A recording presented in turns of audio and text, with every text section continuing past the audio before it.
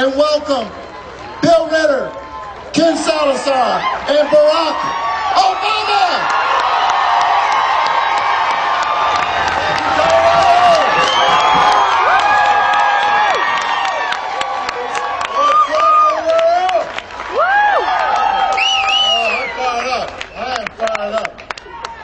I get fired up every time I come to Colorado.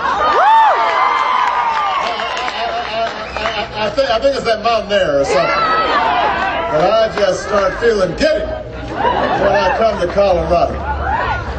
Let me begin by thanking my colleague in the United States Senate. There are some people who, the minute they get there, are respected. And people listen, partly because they're not showboating, but they're just doing their work. They don't try to hog the mic, but when they have something to say, people listen. And nobody exemplifies, I think, what a U.S. Senator should be better than my friend Ken Salazar. So I thank you guys for sending him to the United States Senate. To Mark Udall, we appreciate all the work he does over on the House side. You know, Mark, he just looks the part. You know, good looking. He looks like he should be the congressman from Colorado. Okay. I mean,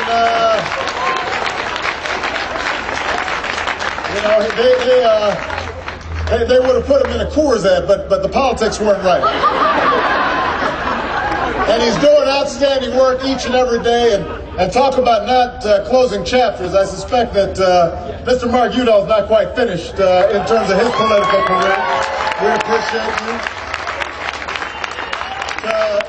To Bill Ritter, who I think exemplifies the kind of common sense, no nonsense, get stuff done type of governance that I think every state deserves. He is going to be an outstanding governor on behalf of Colorado, and we're going to be looking for big things out of him.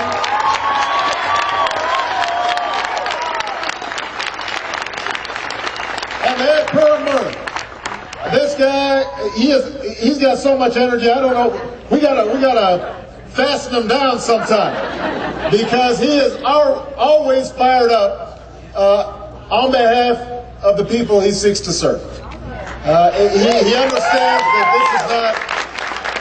understands that this is not simply about ambition, but this is about service.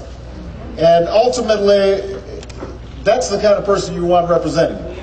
Somebody who is going to be thinking about you first in each and every day when he wakes up in Washington and he's going to the floor of the House of Representatives to figure out how he can improve the lives and well-being of the people he's representing. He's going to be an outstanding congressman. You can bank on that. Now listen, I'm not going to be long. I am here.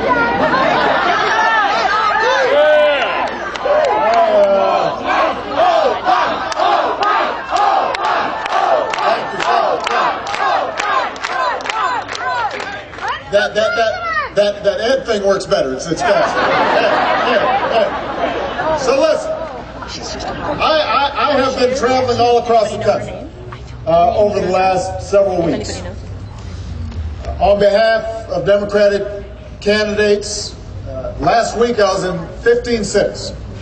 I started off in New York, went down to Miami, went over to Kansas City, went up to Minneapolis, St. Paul, went over to Cleveland, then Columbus, then Pittsburgh, then Philadelphia, then Camden, Trenton, Newark, Providence, and then I finally got back to Chicago.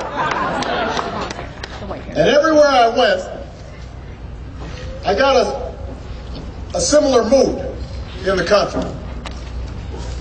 The country is in a serious mood. It's in a sober mood. You know, people are tired of the slash and burn, sound bite, a lot of sound and fury signifying nothing style of politics.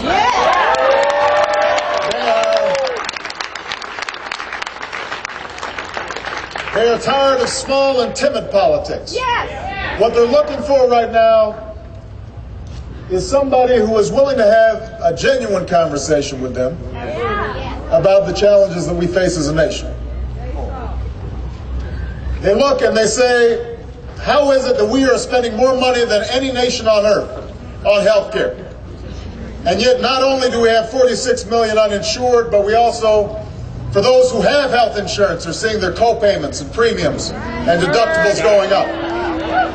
Small business owners can't afford to give themselves health insurance, much less their employees.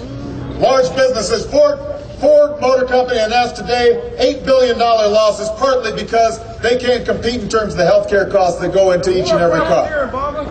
And so they ask, why is it that if we're spending that much money, we can't have better outcomes? Why can't we provide coverage for every child and every adult? Why can't we provide basic care? Why can't we do something about that? And so they're looking for a change.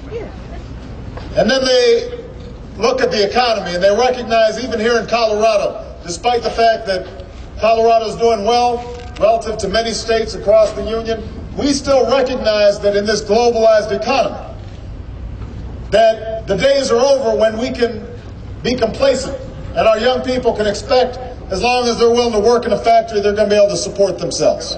And we know that they're going to have to be trained in math and science. And if they want to have the high-wage jobs of the future, that they're going to have to go to college. And so then they ask themselves, why is it that we're not reinventing our schools? Why aren't we paying our teachers more? And why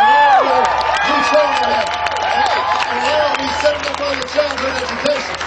And why is it that this last Congress just made a decision to make college loans actually more expensive instead of less expensive? Why would we do that? And they say, maybe it's time for a change. And then they look at energy. And one of the things that I'm most pleased about, all across the country, despite the fact that gas prices have gone down, folks are still saying, we want an energy policy. First of all, they understand those prices are going to do what right after the election? They're going to go right back up. So they know that. But they also understand, why would we make our entire economy vulnerable to the whims of Venezuela and Iran? Why would we send $800 million a day to some of the most hostile countries on earth? So we're funding both sides on the war on terrorism. And most of all, why would we not be committed at this point to developing alternative fuels and ethanol and biodiesel and solar and wind so we can protect the planet that we are borrowing from our children? Why wouldn't we do that? And they say, it's time